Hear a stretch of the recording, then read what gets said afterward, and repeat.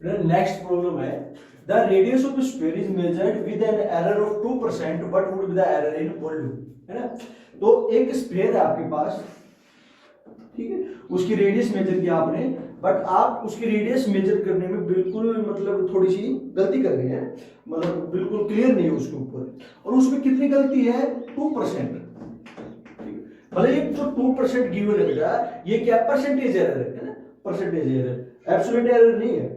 2% error मतलब उसकी जो रेडियस होगी उसका 2% इधर उधर हो सकता है? मान लीजिए अगर उसकी रेडियस 10 सेंटीमीटर है, ठीक है, तो 10 सेंटीमीटर का बेटा 10 सेंटीमीटर का 2% कितना होगा, 0.2, है ना। 10 सेंटीमीटर का 2% कितना होगा, 0.2। मतलब अगर आपने रेडियस 10 सेंटीमीटर मेजर की उसकी, ठीक है, तो उसमें वो एग्जैक्ट कितनी गड़बड़ होगी, 0.2। उसमें जो डेल आर होगा, एब्सोल्यूट एरर होगा, कितना होगा, 0.2, है ना। क्योंकि जो परसेंटेज एरर है वो कितना 2% है, मतलब वो क्या होगा 9.8 से और 10.2 तक होगा, ठीक। तो ये है भाई, ठीक। अब बात ये है, बात सुनो, कि 2% परसेंटेज एरर है रेडियस में, तो we have to find percentage error in volume, ठीक है। जैसे लास्ट क्वेश्चन में भी हम डिस्कस किए थे इसके बारे में थोड़ा सा, कि जो वॉल्यूम होगा सरफेस एरिया का वो क्या होगा बेटा, 4/3 पाई आर क्यूब, ठीक है। मतलब जो वॉल्यूम का फॉर्मूला ये होता है 4/3 पाई आर क्यूब, है ना। तो वॉल्यूम होती है, क्या होती है, स्फीयर की वॉल्यूम क्या होती है, that depends on the cube of radius, third power of radius, okay. तो भाई देखो वॉल्यूम में देखिए तो 4/3 pi that is constant, 4/3 pi is constant, है ना। तो इसमें तो कोई एरर की संभावना है नहीं।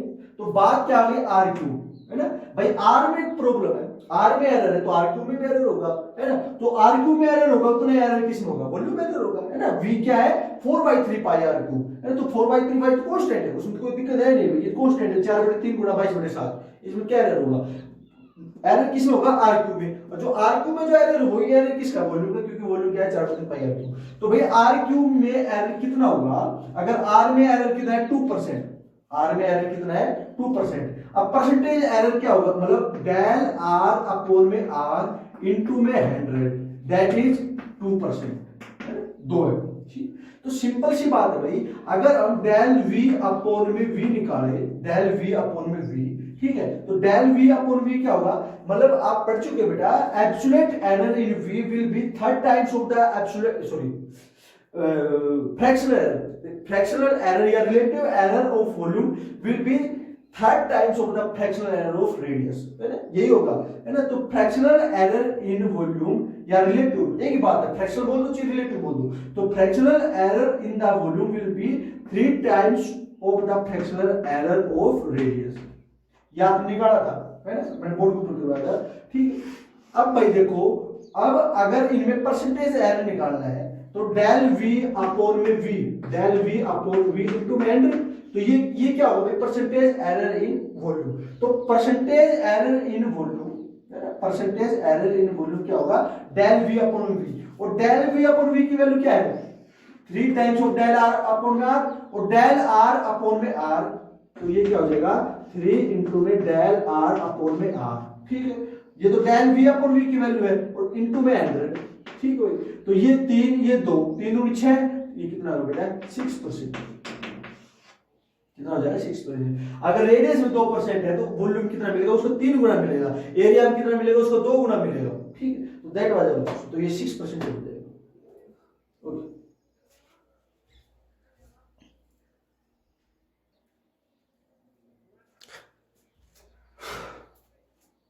नेक्स्ट प्रॉब्लम भैया अपनी देखो, a physical quantity x is calculated from x, a b square under root c, okay. Calculate the percentage error in x when percentage error in a b c are given as 4 to 3। भाई एक physical quantity है x, ठीक है, कोई नाम नहीं given, है ना, कोई नाम नहीं पता इसका कौन सी फिजिकल क्वांटिटी है, ये फिर आर्बिट्रेरी, ओके, ठीक है। तो x is equal to a b square under root c, तो वो 3 क्वांटिटी के ऊपर डिपेंड है, a b और c, ठीक है। x है वो 3 क्वांटिटी पे डिपेंड है, a पे b पे c पे, है ना। a और b पे डायरेक्टली डिपेंडेंट है और c पे इनवर्सली डिपेंडेंट है, ओके। अब कुछ एक पावर भी देखो, a पे डायरेक्टली डिपेंड है, b के स्क्वायर के ऊपर डिपेंड है और c के की पावर 1/2 अंडर रूट का मतलब क्या होता है 1/2 पावर है हाफ पावर। तो x है वो क्या है ab स्क्वायर c की पावर 1/2। ठीक है, हम इस एक्सप्रेशन को ऐसे लिख सकते हैं ab स्क्वायर c की पावर -1/2। ये भी कोई गलती नहीं है, ठीक, ऐसे लिख सकते हैं। ठीक, अब हमें पता है बेटा, देखो हमें पता है कि x में देखो x a b c पे डिपेंड है, ठीक है, और a b c में खुद एरर है। ठीक है, अब a में एरर है, b में एरर है, c में एरर है। a b c में एरर है तो सिंपल सी बात है x में भी एरर मिलेगा नहीं मिलेगा। और a में एरर कितना है 4%, b में एरर कितना है 2%, c में कितना एरर है 3%।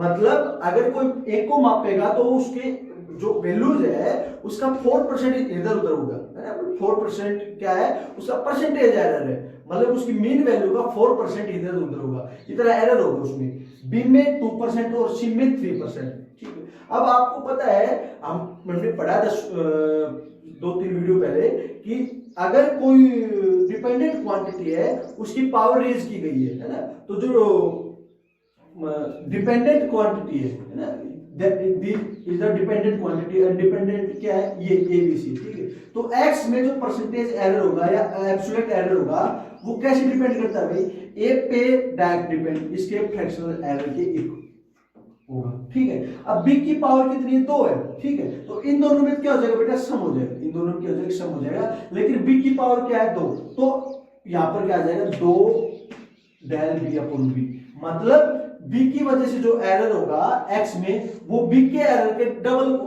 इक्वल होगा ना, मतलब b का क्या है बेटा स्क्वायर है, अगर सिंगल होता तो del b/b होता है ना, यहाँ पर स्क्वायर है तो क्या है twice of fractional error of b, है ना। और c पे कितना है पावर 1/2, तो यहाँ पर कितनी हो जाएगी बेटा 1/2 del c/c।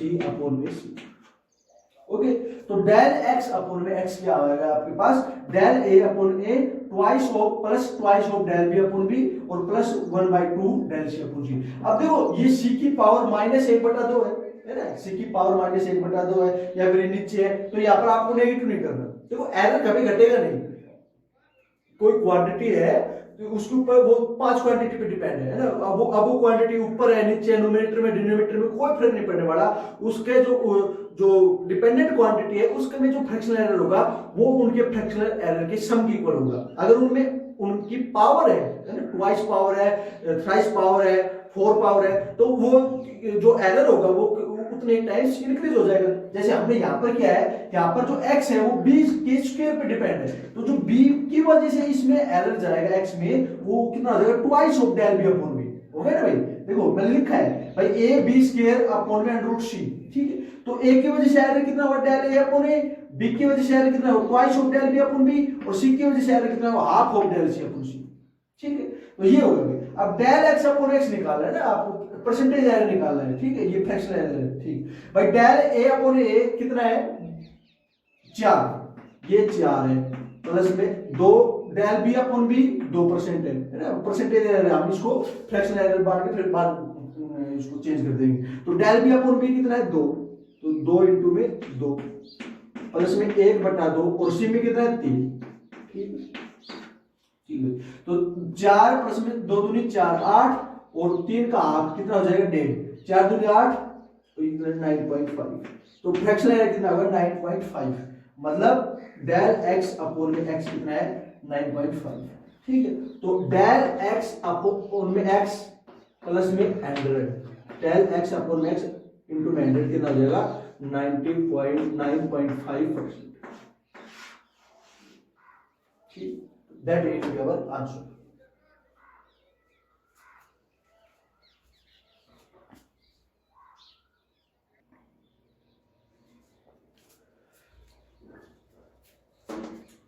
That is the last question of our exercise।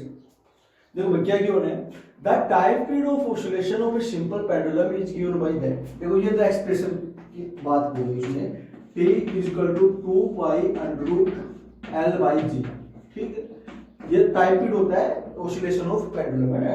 एक पेंडुलम है जिसकी लेंथ L है, उसका टाइम पीरियड क्या होगा पेंडुलम का, और g क्या है क्रिस्टल फ्रीक्वेंसी, तो वो एक्सप्रेशन ये तो नहीं ट्यूशन वाला नहीं पता तो भी हमें पता है। ठीक है, अगली बात क्या कह रहा है, देखो what will be the accuracy in the determination of g। तो जिम में कितनी एक्यूरेसी होगी, है ना, जिम में कितनी एक्यूरेसी होगी, मतलब जिम में कितना मैक्सिमम एरर हो सकता है, वो बात पूछ रहा है ना। बात क्या पूछ रहा है कि जिम में कितना मैक्सिमम होगा।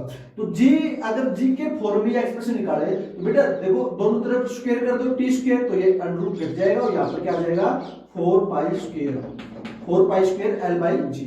ठीक है, तो जी क्या आ जाएगा भाई 4 पाई स्क्वायर एल अपॉन में टी स्क्वायर। जी आ गया 4 पाई स्क्वायर एल अपॉन में टी स्क्वायर। ठीक है, अब देखो बात आगे क्या की है उसने,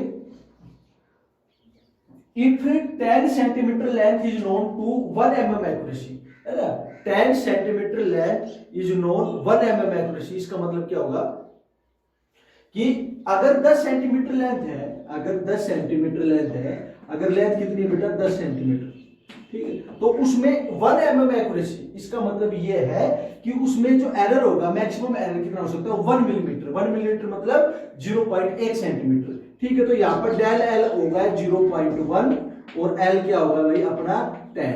ठीक है, ये तो बात आ गई। अगली बात है टाइम की। देखो टाइम क्या है, टाइम के बारे में उसने ये कहा है कि 0.5 second time period is measured from the time of handed oscillation with watch of 1 second resolution, है ना, कि 100 ऑसिलेशन देखकर एक ऑसिलेशन का टाइम पीरियड कितना निकाला गया 0.5 सेकंड। ठीक है, तो 100 देखो 0.5 ऑसिलेशन क्या है, 0.5 सेकंड क्या है एक ऑसिलेशन का टाइम, और 100 ऑसिलेशन देखकर निकाला गया है, तो एक ऑसिलेशन का टाइम पीरियड कितना होगा बेटा, सॉरी 100 ऑसिलेशन का टाइम पीरियड कितना हो जाएगा 100 इंटू में 0.5 तो 50 सेकंड। ठीक है, और इसमें एरर कितना है 1 सेकंड का, तो डेल टी कितना होगा भाई, डेल टी हो गया अपना 1 सेकंड और टी कितना हो गया टी हो गया 50 सेकंड। ठीक है, अब आपके पास डेल एल है, डेल टी है और टी है, आपको निकालना क्या जी, है ना, आपको निकालना क्या डेल जी अपॉन में जी। ठीक है, तो 4 पाई स्क्वायर तो हो गया कांस्टेंट, हटा दो इसको, क्या होगा एल अपॉन में टी स्क्वायर, है ना, तो ये कैसे डिपेंड होगा डेल एल अपॉन में एल और प्लस में इसका क्या हो जाएगा twice, fractional error in time का क्या हो जाएगा ट्वाइस, तो डेल एल अपॉन में एल कितना होगा भाई, ये हो जाएगा 0.1 अपॉन में 10 प्लस में 2 इंटू में 1 अपॉन में 50, तो that will be the fractional error in g. तो भाई ये जो आएगा उसको हम क्या बोल देंगे, इतने रिजोल्यूशन तक हम जी को फाइंड आउट कर सकते हैं।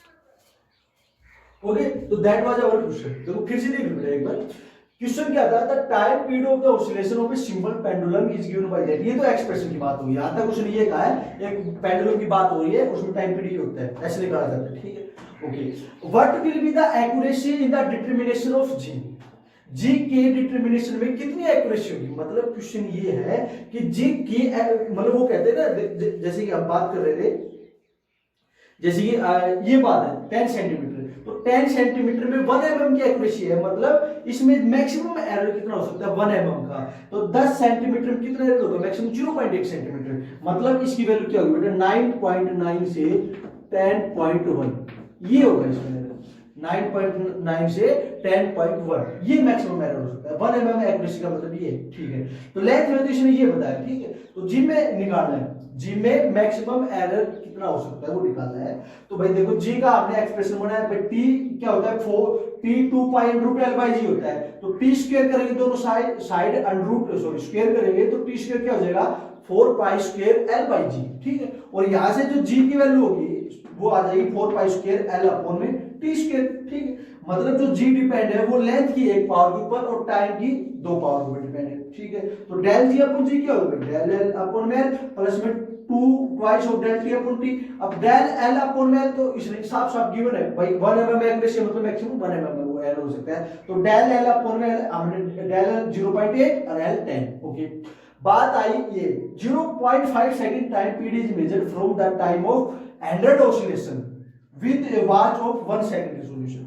देखो क्वेश्चन क्या है कि 1 सेकंड रिजोल्यूशन उसने 10 ऑसिलेशन देखे, मेजर करने वाले ने 10 ऑसिलेशन देखे, सॉरी 100 ऑसिलेशन देखे और उन 100 ऑसिलेशन को ऑब्जर्व करके उसने कहा कि एक ऑसिलेशन का टाइम पीरियड कितना है बेटा 0.5 सेकंड है, तो 100 ऑसिलेशन का टाइम पीरियड कितना है 100 ऑसिलेशन का 50 सेकंड होगा भाई, एक का 0.5 है तो 100 का कितना होगा 50 सेकंड। ठीक है, 50 सेकंड होगा time period of A 100 oscillation. Okay, अब ये कह रही है टाइम पीरियड ऑफ 100 ऑसिलेशन में 1 सेकंड का रिजोल्यूशन है, मतलब 1 सेकंड की गड़बड़ हो सकती है। तो डेल टी कितना होगा 1 सेकंड और टाइम पीरियड क्या होगा 50। तो ये हम निकाल सकते हैं।